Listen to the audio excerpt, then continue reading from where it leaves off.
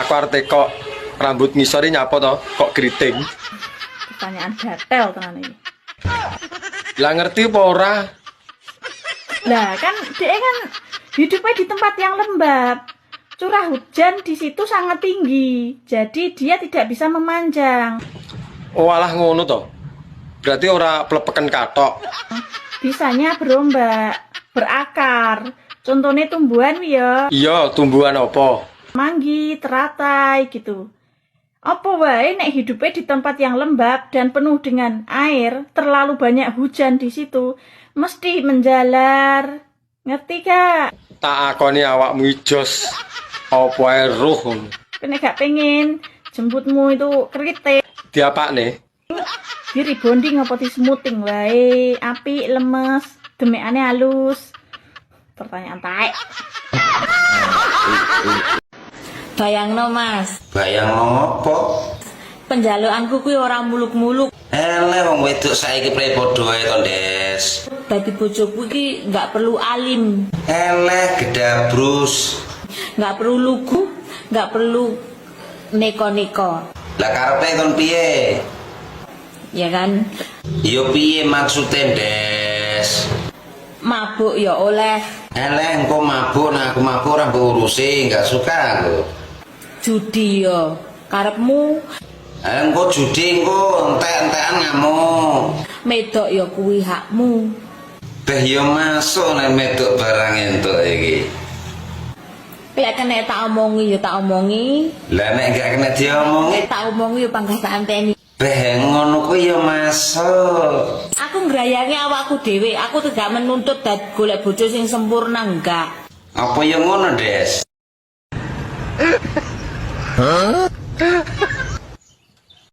Model ini kita doyan wong lanang.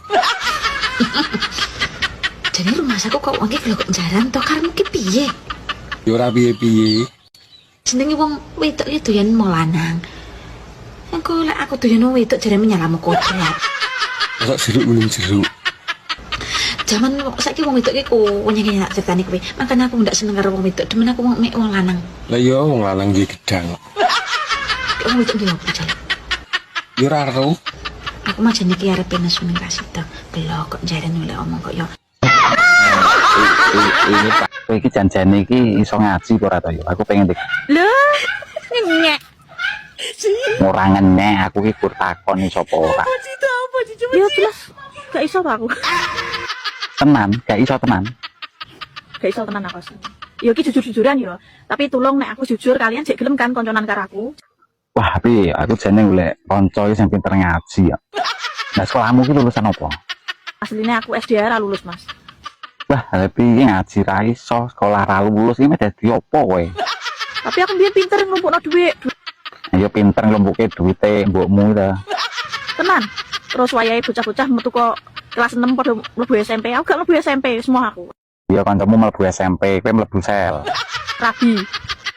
Oh, alah-alah rabi. Cilik wis rabi, gedene meh dadi apa? Ya aku rabi cilik mbiyen. Lah iya apa wis iso gawe anak kok rabi. Lah rabi karo sapa? Dirabi wong ya, tapi ya dipegat Mas, wancane yo wis rupane elek anake wong ra duwe. Yo ora pinter sisan uteke ngono lho. Wis ora usah mbok jelaske panjang-panjang iki aku wis ngerti kabeh.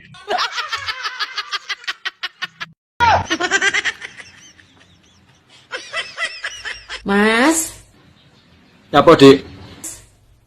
isi yo. Yah ini yang ngejak ijlik. Aku kembut-kembut, Mas. Boyong kono lho. Ndak pengen dah sampean. Yo pengen to. Awan-awan ngejak gulat apa yo seru. Awan rapopo engko bengi yo imbone ya. Ngene iki lho, ndek bojo doyan ijlik nih. Nang awak marakne sehat. Lah piye olahraga terus.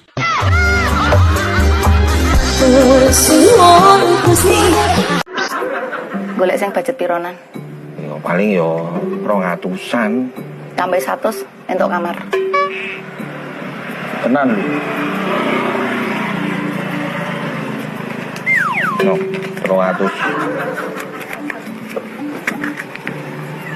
Ya tapi rasa apa? Ayo ro aku, wong aku bojomu. Ayo.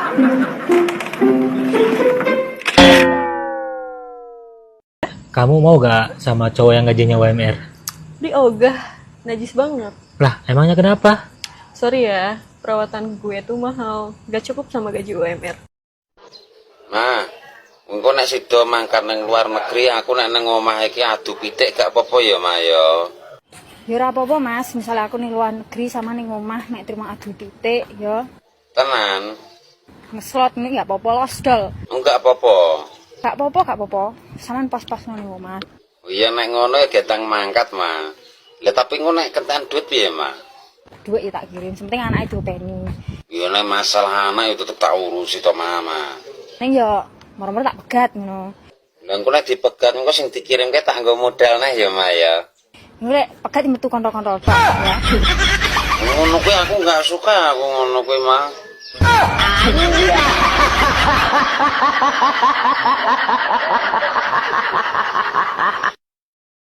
Mbok rewangi tukaran karo wong, gelut karo kanca, ngentekno dhuwit, ngentekno bondo. Lah kok kurang gayan men ngelabui dalan uyo direwangi gelut. Prei Semacam-macam kowe. sak macem ae to. Kok bingung barang semak-semakku ki? Pengen roh. Apa mbok iwangi ngelabang ta? Hah? Ngono ya ora apa-apa. Mumpung aku nganggur.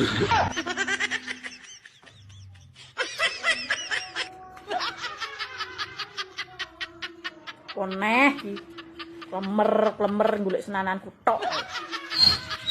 Aku sedina ora mbok seneni no uripku sepi. Urung apa-apa lambemu mecutut arep kok aku bab basa Inggris. Makan memberitahu ya apa? Oh, pertanyaan paut mbok takokno aku. Lah aku dhisik paut lho ora ditekoki pertanyaan ngono kuwi. Semangan porong to iki jane mono. Urung wong sego ora duwe sing dipangan apa. Kowe nek takon aku sing standare ora nduk dhuwur. Lah wong aku sik belajar lho. Tekok ya teko ngisor to. Nek langsung kon dhuwur jongor lho aku. Masane aku ki mantan supir UFO. Ngono saking pintere wong. Iya takoni nek kowe pinter. Kok sambut takoni pertanyaan receh ngene opo. Bulet eket mau jane iso ora. Rungokno kabeh goboke, rungokno iki padonan. Kupinge dingenekno, dibuka ben gak kesumpelan upil. Iya ndang tak rungokne. Makan kuwi it. Krungu apa ora? Krungu lho kok jadanmu. Makan kuwi it. Memberitahu kuwi ngono tel. Jajal digabung dadi apa? Makan memberitahu sama dengan it. Lah nyapa mandek? Ngono jarine pinter. Makan memberitahu. Sopo sing ngomong pertanyaan paut mau? Anjene ora gudak. Makan.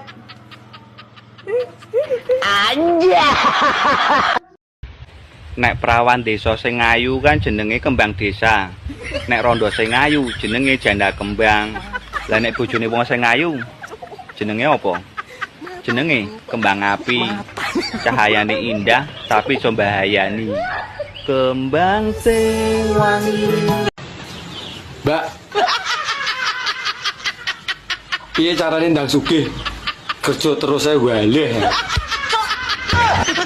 Kulino lho iki. Anggere nek wong tekok mesti mbok pisui. Nganti waleh aku mbok pisui. Nom-noman apa kowe iki? Hah? Iya nom-noman tenan to. Nom-noman arek sekerja ae waleh.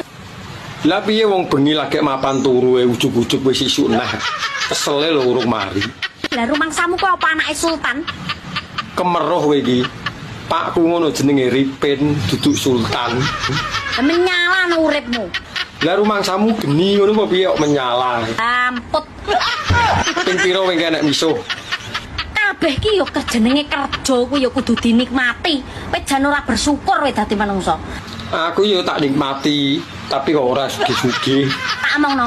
Kowe ngerti gak? Urip iki memang kesel. Lah kowe yo ngerti ngono lho. Tapi memang kudu diimbangi. Diimbangi mencintai sak kelone, ciu sak trambole. Ya, Pra. Kok saya ngladrah ngono ta omongan. Urip uripmu ki ben enek senine. Ya kerja, ya rekoso. Lah nek trimo rekoso wis kek dhisik. Dapuranmu kaya anake sultan ae, Cuk. Lho kok jarang.